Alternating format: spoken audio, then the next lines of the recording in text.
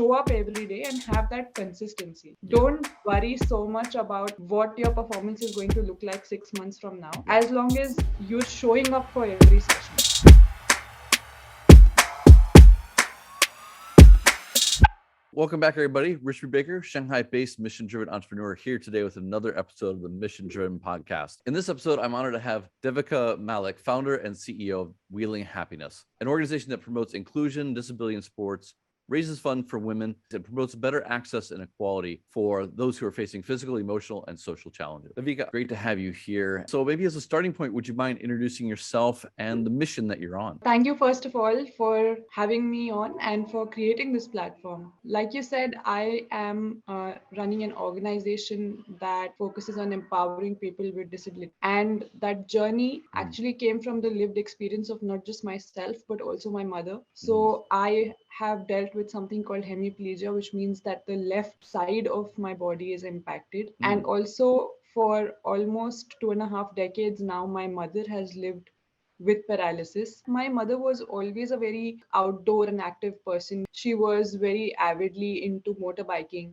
You know, she wanted to carry the same spirit and the same passion for outdoors into her new life and her new body. So she found ways of doing that. My mother has gone on to create history in the country. She's the first woman ever to win a Paralympic medal for the country. Right. So we took that lens and then we thought, if this is happening in an environment where everyone is educated, everyone has a decent amount of money, what about those people who live in rural situations? How do they cope with being in a situation like this?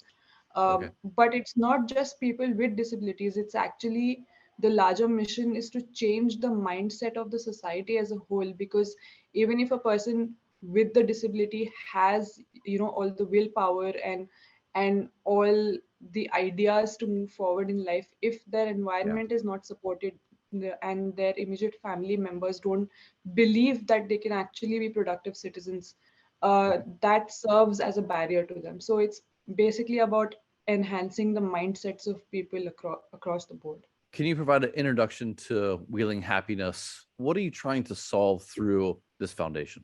We have a two-pronged approach when it comes to Wheeling Happiness Foundation. One is, of course, supporting people with who can not afford the accessibility aids that they need. One part of it is the financial support that a disabled person needs, and the other aspect is to raise awareness Okay. so that society at large can become more inclusive and more accessible. How we Okay.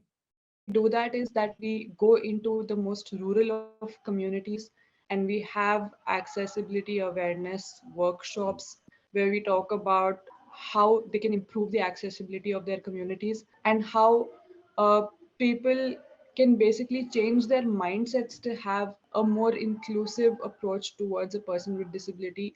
So it goes all the way up from going into these rural communities to going into schools and colleges and having these conversations. So, can you give me some background on disabilities and inclusion in India right now? What's the current situation? What are the major barriers that are faced? And is it different in the big cities versus rural? It would definitely be different in the big cities, because when it comes to smaller towns or villages, one of the key barriers would be the physical space itself, the accessibility of the physical spaces, the infrastructure itself, which is now much better in the bigger cities, even in the tier 2 cities for that matter. So, of course, if you look at disability, inclusion, and access, it is an incremental change that happens. So, if you ask me where we were 2 years ago versus now, maybe there wouldn't be much difference. But if you look at it in terms of 2 decades versus now, or even 10 years ago and now, Yeah.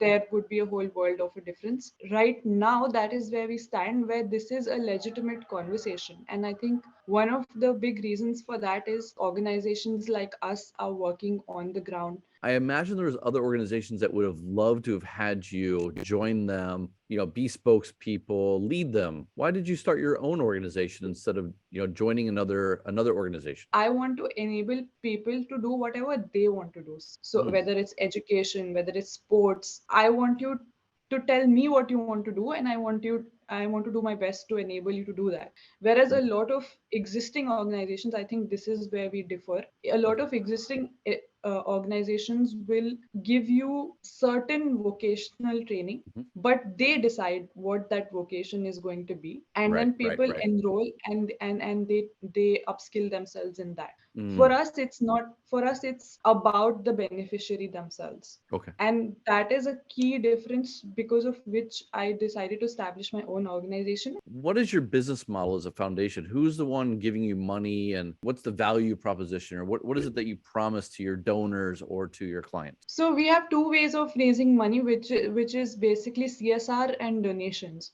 Mm, Donations is individual donors, people who have been seeing our work for a while, and okay. they know that like the money is going to actual beneficiaries and it's benefiting Yeah. people. Corporate social responsibility is where every organization has, in India at least, I think they're supposed to dedicate 2% of their profits Hmm. towards social, and then every year they have their own mandates on like what kind of things they want to focus on. So Right. we tap into those organizations where inclusion is one of the things that they want to focus on through their CSR Mm. contributions. So they give you money to deliver your existing programs, or are you delivering programs to their company or to people, let's say families within their company? Oh, no, for our existing programs. Okay. Okay. Because their idea is, okay, we have this amount of money, Okay. and so I create a project saying that, like, in order to, let's say, impact this program that I was talking about, so we did Mhm. 10 workshops, and each time we had 200 people attending. That's So great. that was 20,000 people that we impacted through these awareness workshops across the year. Hmm. And they had a certain budget that they gave us, so we had to split it into 10 equal parts to be able to conduct each of those 10 workshops. And at the end of it, we basically reported our findings. What are the challenges that you've found of being a young founder? I think for me, one of the biggest challenges that remains to this day is delegation. Yeah. But other than that, it was just, in the beginning, it was just that idea of kind of, I was barely 1 year into my corporate job, right, Mm, right after my master's. So just that idea of like, you're still settling into a life of career, you're still settling into becoming somebody who's just started earning for themselves. So yeah. giving that up and going the non-profit route. But fortunately, I had like the closest members of my family, like my mom herself was aligned with the mission. She was with Yeah. me. How much support does she give you when you're struggling through an organizational challenge? Is she the first person you go to, or do you have other mentors around you as well? I do have other mentors as well, like, but they're more like, for specific things. Like if it's Mm, any legal matters, there's one specific person that I always fall back on. okay. And then if it's more managerial, then I again revert back to this person who I was talking about, who was my supervisor at my very first job. That's But great. those are specific, challenges that need some technical skills on board. But Yeah. if it's anything else in general, it's always my mom, because she's, like I said, it matters to her as much as it matters to me. Yeah. It reminds me of my wife when she says, the problem with other people's advice is they're not invested into your loss, right? Like if they give you advice and you win, they're like, hey, high five. But if you lose, they don't come and pick you up, right? Like it's not their loss. And I think that's where we say you and your mom share. It's true. Like the way that she would say it, the advice that she would give, it is giving her advice to someone that she is invested into. What are the biggest lessons you think you've learned as an entrepreneur building your organization? One, like I said, delegation. So you have to, like, build your team in such a way that you can align people to your vision, you can align people to what it is that you're trying to achieve. And another lesson would be just to have patience and consistency in what you're trying to achieve. Any coach of mine or any trainer of mine, they have all told me, which they have all had in common, is Yeah. that to just show up every day and have that consistency. Yeah. Don't worry so much about what your performance is going to look like 6 months from now, Yeah. as long as you're showing up for every session. You think back to, say, your best coaches or your best physical therapists. What do they help you with? What do they do right to help make showing up easier? It's been two things. One is always positive reinforcement, Mhm. and the second is environment of external discipline or accountability. When you have a coach or a mentor, it gives you that structure of accountability where you feel like you're accountable to someone. Like if I go to my personal trainer and they tell me that I have to do 3 sets of 15, if I'm tired at 10, I still have to do five more. Whereas he's not around, I might not do those extra five, you know? What do you want to achieve? Like if you think about the next 5 years, the next 3 years, what are the things that you want to achieve personally, be it through as an athlete or as an organization at the foundation? So the idea is to get to a point where it doesn't need to be a conversation, where it's second nature for every business, every public private entity to Mm, be that inclusive of people with disabilities. To I think that's the larger goal of anybody who works mhm. in the sector of disability inclusion or Yeah. integration in general. And like you were saying earlier, I think it's very important now to have this conversation in terms of how it makes business sense to Yeah. be more inclusive of people with disabilities. I talk about it a lot in numbers, like literally 1.3 billion people in the world live with disability, Mhm. and disability is very dynamic, so it can happen to any of us at any point of time in our career Right. and lives, whether it's short term or long term. So if you are inclusive, I think there are numbers out there which say that there's almost a trillion pounds in spending power that disabled people have, which is not being Wow. tapped into by businesses because businesses are not providing the kind of services that people with disabilities and their families Of would want course. to spend. Of So, course. you know, there's all this untapped potential. Hmm. So it's now basically time to not look at disability inclusion as a charity, Yeah. but rather look at it as something which benefits all of us. Okay. You're working in so many areas. How do you measure your success as an organization? To be honest with you, I don't really have a very cut and dry matrix to say that, okay, these are different points on which this is how I score myself. Like, for Yeah. example, the example which I gave with the airline, now it's been a few years since we did those programs. Mm, So now, if 5 years later I'm traveling with the same airline, like if you notice that things are dipping again, or if the same airline that you worked with earlier is now starting to get some negative feedback again, you yeah. reach out to them and say, hey, like, do you want to do a refresher with Mm. your new crop of employees? What's your greatest memory or story of success so far? I think the stories of success that I would fall back on would be again individual success stories of people, because you've, like, you know, seen their life change. I think one of the best thing that happens is that every time we have a beneficiary, every time somebody like gets a disability aid through us or gets benefited in any way, they become aware of the mission that we are trying to spread.